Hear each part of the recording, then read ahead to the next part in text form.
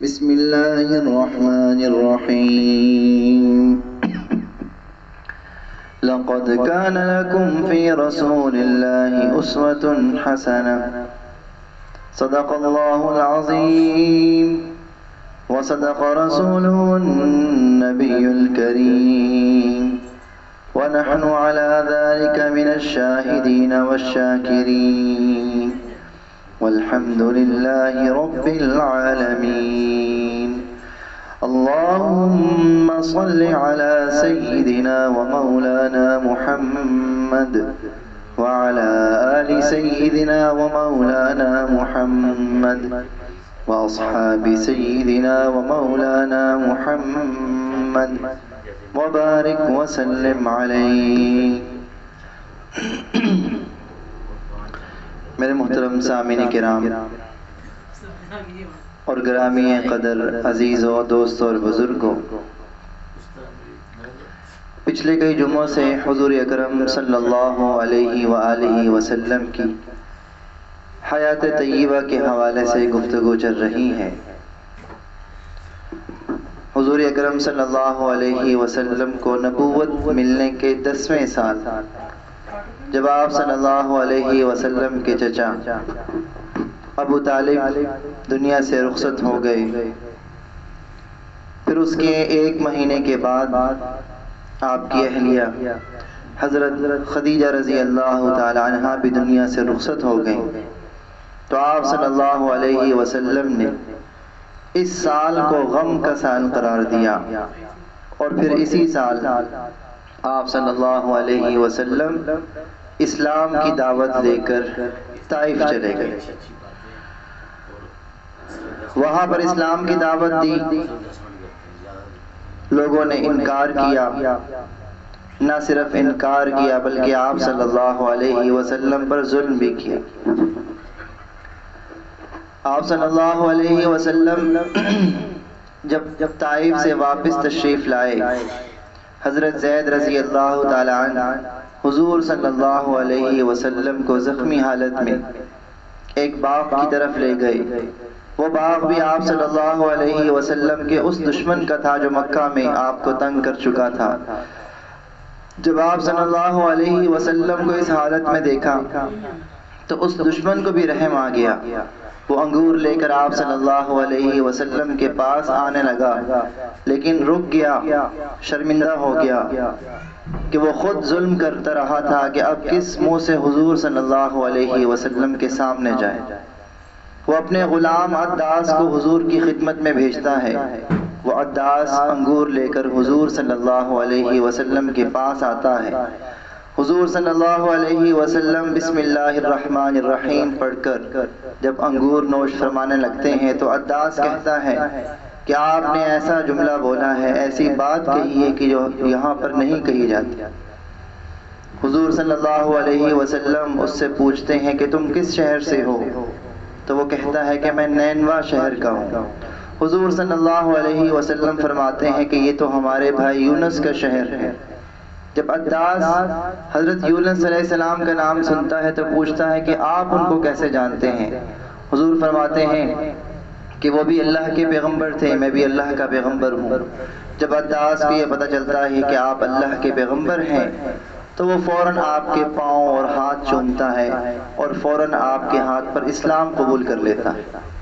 حضور صلی اللہ علیہ وسلم کو اس ایک شخص کے مسلمان ہونے سے اتنی خوشی ہوتی ہے کہ آپ اٹھ کر بیٹھ جاتے ہیں، اور آپ صلی اللہ علیہ وسلم اپنی تمام تکلیف جو طائف والوں نے دی تھی اس کو بھول جاتے ہیں، اور آپ صلی اللہ علیہ وسلم پھر اللہ سے دعا کرتے ہیں۔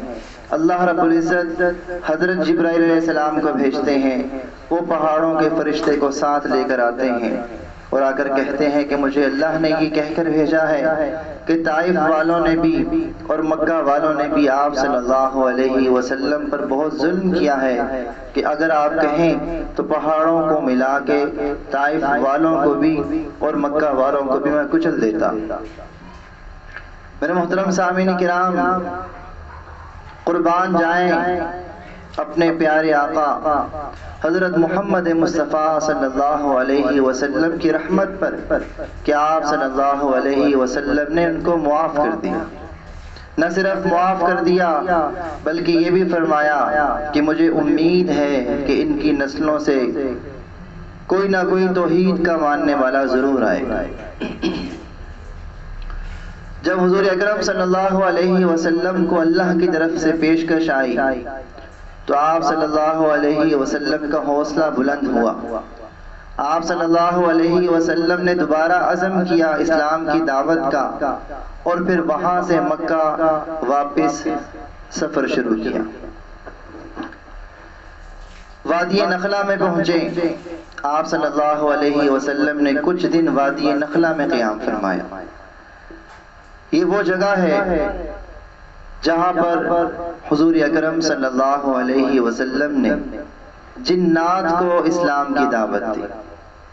جنات سے ملاقات ہوئی، ان کو اللہ کا پیغام پہنچایا، اسلام کی دعوت دی، اور انہوں نے بھی آپ صلی اللہ علیہ وسلم کی دعوت قبول کر لی۔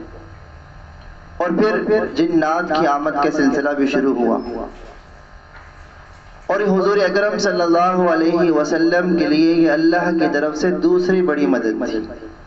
پہلے جبرائیل امین کو بھیجا، پیشکش کی، پھر جنات نے اسلام کی دعوت قبول کر لی تو حضور اکرم صلی اللہ علیہ وسلم کا حوصلہ مزید بڑھ گیا۔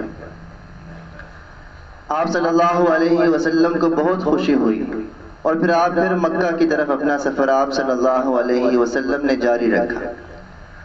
ایک جگہ حضرت زید رضی اللہ تعالیٰ عنہ حضور صلی اللہ علیہ وسلم سے عرض کرنے لگے کہ اے اللہ کے رسول، ہم مکہ چھوڑ کر آ گئے تھے، ان لوگوں نے بہت ظلم کیا تھا، طائف بھی نہیں رک سکے، اب واپس مکہ جا رہے ہیں، وہ لوگ تو بہت ظالم ہیں، وہ لوگ تو ہمیں مکہ میں رہنے ہی نہیں دیں گے، تو اب ہمارا کیا ہوگا؟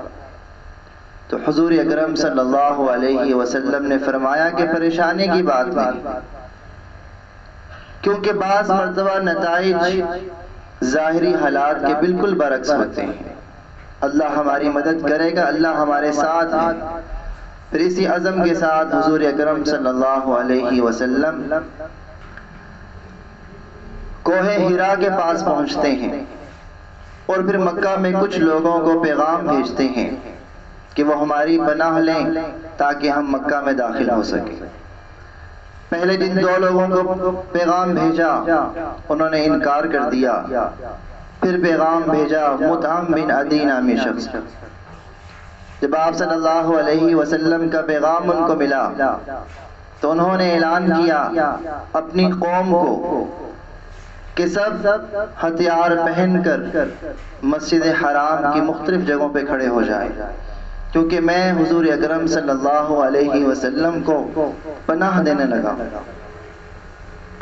میرے محترم سامعین کرام، قربان جائیں ان کی قسمت پر کہ وہ کن کو پناہ دے رہے ہیں، آقا دو جہاں حضرت محمد مصطفیٰ صلی اللہ علیہ وسلم کو۔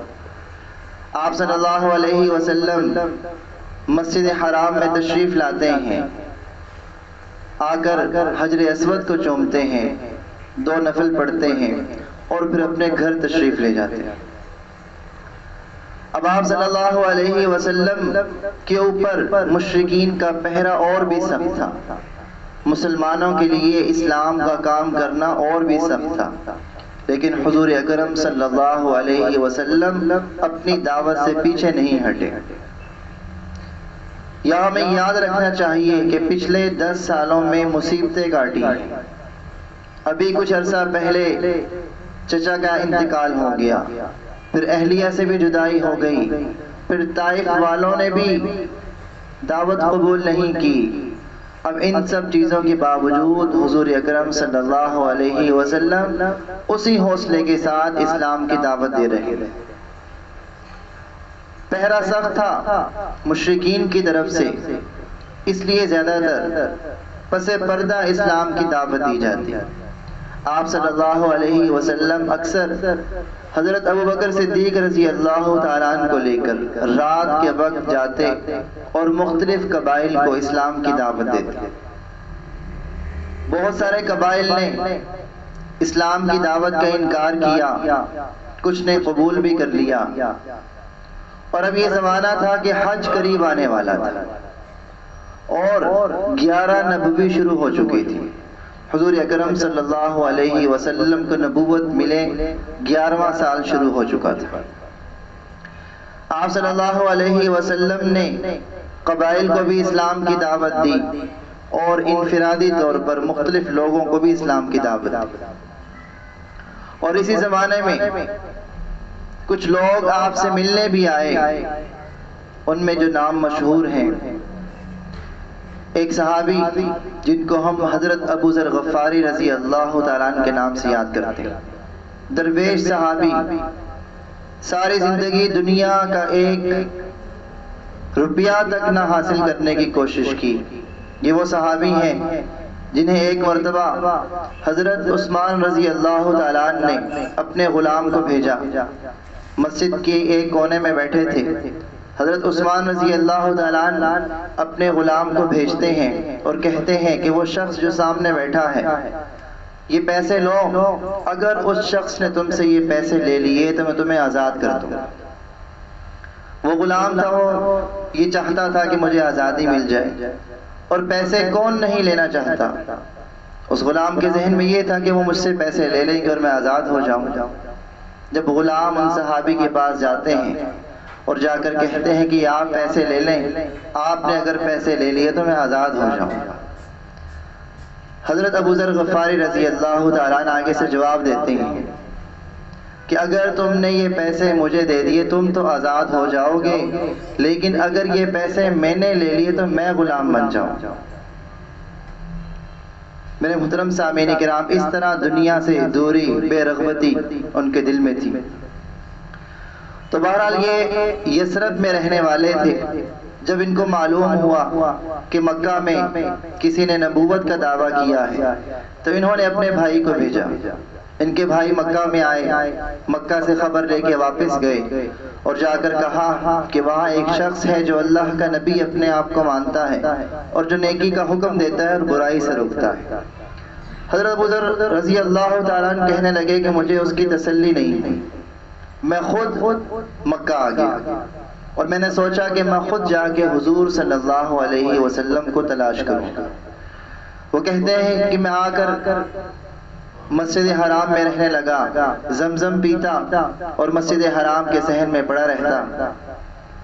ایک دن میرے پاس حضرت علی رضی اللہ تعالیٰ عنہ اور کہنے لگے کہ تم اجنبی معلوم ہوتے، تو انہوں نے کہا کہ ہاں میں دوسرے شہر سے آیا ہوں۔ پھر حضرت علی رضی اللہ تعالیٰ عنہ نے کہا کہ آج تم میرے ساتھ گھر چلو۔ اب یہاں سوچنے کی بات یہ ہے کہ کسی مہمان کو اپنی مرضی سے گھر میں ٹھہرانا آج کل لوگ بوجھ سمجھتے ہیں، لیکن یہ حضرت علی رضی اللہ تعالیٰ عنہ تھے کہ اجنبی کو بھی دیکھا تو اس کو بھی مہمان بنا لیا، اس کے بھی مہمان نوازی۔ بہرحال مہمان نوازی کی، اگلے دن پھر مسجد حرام میں آ گئے، پھر وہیں انتظار کرتے رہے کہ شاید حضور اکرم صلی اللہ علیہ وسلم سے ملاقات ہو جائے۔ دوسرے دن پھر حضرت علی رضی اللہ تعالیٰ عنہ سے ملاقات ہوئی۔ حضرت علی رضی اللہ تعالیٰ عنہ کہنے لگے کہ تمہارا معاملہ ابھی تک حل نہیں ہوا۔ تو وہ کہتے ہیں کہ میں نے ان کو کہا کہ اگر تم رازداری رکھو تو میں تمہیں اپنا معاملہ بتا دیتا ہوں۔ حضرت علی رضی اللہ تعالیٰ عنہ نے فرمایا کہ فکر کی کوئی بات نہیں۔ تو وہ کہنے لگے کہ میں یثرب میں تھا تو میں نے کسی نبی کے بارے میں سنا تھا، میں اس کو تلاش کرنے آیا ہوں کہ کہیں مجھے میری ان سے ملاقات ہو جائے۔ حضرت علی رضی اللہ تعالیٰ عنہ نے فرمایا کہ تمہاری قسمت اچھی ہے، تم صحیح جگہ پر پہنچے۔ اور پھر کہنے لگے کہ جہاں جہاں میں جاؤں گا میرے پیچھے آتے جانا، جس گھر میں میں داخل ہوں گا تم بھی میرے پیچھے اس گھر میں داخل ہو جانا، تمہاری ملاقات حضور صلی اللہ علیہ وسلم سے ہو جائے گی۔ پھر وہ حضرت علی رضی اللہ تعالیٰ عنہ کے پیچھے جاتے گئے اور جا کر حضور اکرم صلی اللہ علیہ وسلم سے ملاقات ہوئی اور اسلام قبول کر لیا۔ حضور اکرم صلی اللہ علیہ وسلم نے ان کو یہ کہا کہ ابھی اپنا مسلمان ہونا پس پردہ رکھنا، ابھی لوگوں کے سامنے اس کا اظہار نہ کرنا کہ حالات اچھے نہیں ہیں۔ یہ درویش صحابی تھے، انہوں نے کہا کہ جب میں نے اللہ کو مان لیا تو اب چھپانا کس بات کا۔ یہ صحابی آئے، مسجد حرام میں آ کر اعلان کیا، اشہد ان لا الہ الا اللہ و اشہد ان محمدًا عبدہ و رسولہ۔ یہ اعلان کرنا تھا کہ مشرکین نے کہا کہ اس بے دین کی خبر لو، اور ان کو مارنا شروع کیا۔ کہتے ہیں کہ مجھے اتنا مارا کہ مجھے لگ رہا تھا کہ میں مر جاؤں گا، لیکن بیچ میں حضرت عباس رضی اللہ تعالیٰ عنہ آئے۔ انہوں نے جب دیکھا مجھے، پھر لوگوں کو پکار کر کہنے لگے کہ تم لوگ غفار کے آدمی کو مار رہے ہو، حالانکہ تمہاری تجارت کا رستہ وہیں سے جاتا ہے۔ لوگوں نے یہ بات سنی اور پیچھے ہٹے۔ میرے محترم سامعین کرام، پھر بعد میں یہ بہت جلیل القدر صحابی بنے۔ اسی طرح حضور اکرم صلی اللہ علیہ وسلم سے ملاقات کے لیے اور صحابی بھی آتے گئے۔ ایک اور صحابی ہے جن کا نام سیرت کی کتابوں میں ہمیں بہت ملتا ہے، وہ ہے حضرت طفیل بن عمرو دوسی رضی اللہ تعالیٰ عنہ۔ یہ وہ صحابی ہیں، یہ اپنے قبیلے کے سردار اور معزز لوگوں میں سے تھے۔ 11 نبوی میں جب حج کا موسم آیا تو یہ بھی حج کرنے کے لیے مکہ آئے۔ جب مکہ میں پہنچے، چونکہ یہ اپنے قبیلے کے سردار اور بڑے عزت والے تھے، تو مشرکین نے ان کا بڑا اچھا استقبال کیا، اور استقبال کے ساتھ ساتھ ان کو یہ کہا کہ تم مکہ میں رہو، حج ادا کرو، طواف کرو، لیکن ایک شخص سے بچ کر رہنا، اس کی باتوں میں جادو ہے، اور جب اس جادو کا اثر کسی پر ہو جاتا ہے تو بھائی بھائی کا نہیں رہتا، باپ بیٹے کی لڑائی ہو جاتی ہے، میاں بیوی جدا ہو جاتی ہے۔ حضرت طفیل بن عمرو دوسی رضی اللہ تعالیٰ عنہ اپنا واقعہ خود بیان کرتے ہیں کہ مشرکین نے میرے اتنے کان بھرے، مجھے اتنا ڈرایا کہ اگلے دن جب میں مسجد حرام میں طواف کرنے گیا تو میں نے اپنے کانوں میں روئی رکھی کہ کہیں مجھے آواز نہ پڑ جائے۔ ذرا تصور کیجئے کن کی آواز سے بچنے کی کوشش کی جا رہی ہے۔ ان کی آواز کہ جن کی آواز کانوں میں پڑ جائے تو دنیا اور آخرت اچھی ہو جائے۔ وہ کہتے ہیں کہ میں طواف کے دوران اسی طرح جا رہا تھا کہ اچانک میری نظر ایک شخص پر پڑی جو بڑے ہی انہماک سے عبادت کر رہا تھا۔ تو جب میری نظر اس شخص پر پڑی تو عجیب سی کیفیت دل میں محسوس، کیا ہے برا کیا ہے، کوئی مجھ سے بری بات کرے گا تو نہیں مانوں گا، اچھی بات کرے گا تو سن لوں گا۔ کہتے ہیں کہ میرے دل میں اس طرح کے خیالات آنے لگے کہ مشرکین نے جو میرے کان بھرے ہیں یہ ٹھیک نہیں ہے۔ وہ کہتے ہیں کہ میں نے مشرکین کو تو نہیں بتایا، لیکن میرے دل میں خیال آیا کہ میں اس شخص کی بات ضرور سنوں۔ وہ کہتے ہیں کہ طواف کے بعد میں حضور اکرم صلی اللہ علیہ وسلم کے پیچھے پیچھے جانے لگا۔ جب آپ صلی اللہ علیہ وسلم ایک گھر میں داخل ہوئے، میں بھی آپ کے پیچھے گھر میں داخل ہو گیا، اور جب آپ صلی اللہ علیہ وسلم سے ملاقات ہوئی تو آپ صلی اللہ علیہ وسلم کو اپنی ساری بات سنائی، اور پھر میں نے حیران ہو کر پوچھا کہ ایسی کیا بات ہے کہ مشرکین کو آپ کی باتوں سے ڈر لگتا ہے۔ حضور اکرم صلی اللہ علیہ وسلم نے اسلام کا پیغام پیش کیا تو بہت متاثر ہوئے اور کہنے لگے یہ تو بڑا اچھا کلام ہے، یہ تو اچھی بات ہے، ایسا کلام تو میں نے کبھی نہیں سنا، اور اس کے بعد فوراً مسلمان ہو گئے۔ مشرکین نے بہت کوشش کی بچانے کی، لیکن حضور اکرم صلی اللہ علیہ وسلم کے وہ جادو سے بچ نہ سکے۔ مشرکین سے بچ گئے اور دنیا اور آخرت سنور گئے۔ پھر کہنے لگے کہ آپ صلی اللہ علیہ وسلم مجھے کچھ اسلام کے احکامات دیں، میں اپنے قبیلے میں جاؤں، ان کو اسلام کی دعوت دوں۔ آپ صلی اللہ علیہ وسلم نے ان کو اسلام کی دعوت دی، پیغام دیا، اپنے قبیلے میں پہنچے، جا کر والدین سے بات کی، انہوں نے اسلام قبول کر لیا، اپنی اہلیہ سے بات کی، انہوں نے بھی اسلام قبول کر لیا، لیکن باقی قبیلے والوں کو جس کو دعوت دی اس نے اسلام قبول نہیں کیا۔ پھر وہ واپس آئے اور مکہ میں آ کے حضور اکرم صلی اللہ علیہ وسلم کی خدمت میں حاضر ہوئے۔ آپ صلی اللہ علیہ وسلم کی خدمت میں جب حاضر ہوئے تو بڑا جذباتی انداز تھا، دل بہت دکھی تھا کہ میرے قبیلے والوں نے اسلام قبول کیوں نہیں کیا۔ آ کر حضور اکرم صلی اللہ علیہ وسلم سے کہنے لگے کہ آپ قبیلہ دوست کے لیے بد دعا کریں۔ صحابہ کرام فرماتے تھے کہ ہمیں ان کی کیفیت دیکھ کے لگ رہا تھا کہ شاید حضور اکرم صلی اللہ علیہ وسلم قبیلہ دوست کے لیے کچھ فرما دیں گے ایسا، لیکن جب حضور اکرم صلی اللہ علیہ وسلم نے دعا کی تو فرمایا اللہم اہد دوسا وأت بہم، اے اللہ قبیلہ دوست کو ہدایت عطا فرما اور ان کو دارہ اسلام ملا۔ پھر ان صحابی کو سمجھایا کہ اب دوبارہ جاؤ اور نرمی سے بات کرنا۔ پھر یہ صحابی چلے گئے اور اسلام کی دعوت دیتے رہے، اور پھر جب غزوہ خندق ہوا تو حضرت طفیل بن عمرو دوسی رضی اللہ تعالی عنہ 80 خاندانوں کو مسلمان کر ساتھ لے کر آئے، اور پھر جنگ یمامہ میں حضرت طفیل بن عمرو دوسی رضی اللہ تعالی عنہ نے جام شہادت نوش کیا۔ 11ویں سال، نبوت کے 11ویں سال اسلام کی دعوت کا سلسلہ چلتا رہا کہ اسی سال آپ صلی اللہ علیہ وسلم کی ملاقات ہوئی یثرب کے 6 سعادت مند لوگوں سے۔ یہ 6 سعادت مند لوگ وہی تھے کہ جن کی وجہ سے بعد میں مدینہ بن گیا، یثرب مدینہ بن گیا، اور مدینہ ایک اسلامی ریاست بن گیا۔ حضور اکرم صلی اللہ علیہ وسلم کی ان کی ملاقات کیسے ہوئی وہ انشاءاللہ اگلے جمعے میں ہوگی۔ ہمیں بحیثیت مسلمان حضور اکرم صلی اللہ علیہ وسلم کی سیرت سننی بھی چاہیے، پڑھنی بھی چاہیے، اور اس سے بڑھ کر ہمیں ساری زندگی حضور اکرم صلی اللہ علیہ وسلم کے نقش قدم پر چلنا چاہیے۔ اللہ تعالی ہم سب کو عمل کی توفیق عطا فرمائے۔